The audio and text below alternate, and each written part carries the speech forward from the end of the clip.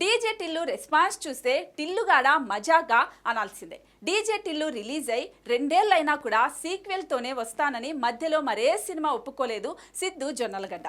తన నమ్మకాన్ని నిలబెడుతూ మార్చి 29న ఆడియన్స్ ముందుకొచ్చిన Tillu Square super hit talk సొంతం చేసుకుంది.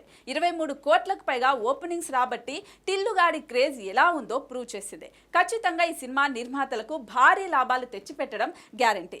అలాగే 100 కోట్ల క్లబ్లో ఎంటర్ అయిపోయే ఛాన్స్ కూడా ఉంది. అదే జరిగితే రీజనల్ లెవెల్లో టిల్లుగాడు సెన్సేషన్ క్రియేట్ చేసినట్టే. ఎందుకంటే సిద్ధు రేంజ్ హీరోలు పాన్ ఇండియా సినిమాలతో 100 కోట్లు కొట్టడం కూడా కష్టంగా ఉంది. కానీ ఒక్క తెలుగులోనే దుమ్ము దులిపేసేలా ఉన్నాడు టిల్లుగాడు. ఒక్క టిల్లుగాడు క్రేజ్ చూసి రిలీజ్ కి ముందే భారీ ఓటీటీ డీల్ జరిగింది. ప్రముఖ ఓటీటీ దిగ్గజ సంస్థ నెట్ఫ్లిక్స్ ఈ సినిమా డిజిటల్ రైట్స్ ను భారీ మొత్తంలో చెల్లించి సొంతం చేసుకుందని అన్నారు. లేటెస్ట్ అప్డేట్ ప్రకారం నెట్ఫ్లిక్స్ దాదాపు 15 కోట్లు చెల్లించినట్టుగా సమాచారం. అంతేకాదు ఈ సినిమా శాటిలైట్ రైట్స్ దాదాపు 5 కోట్లకు అమ్ముడుపోయినట్టు టాక్.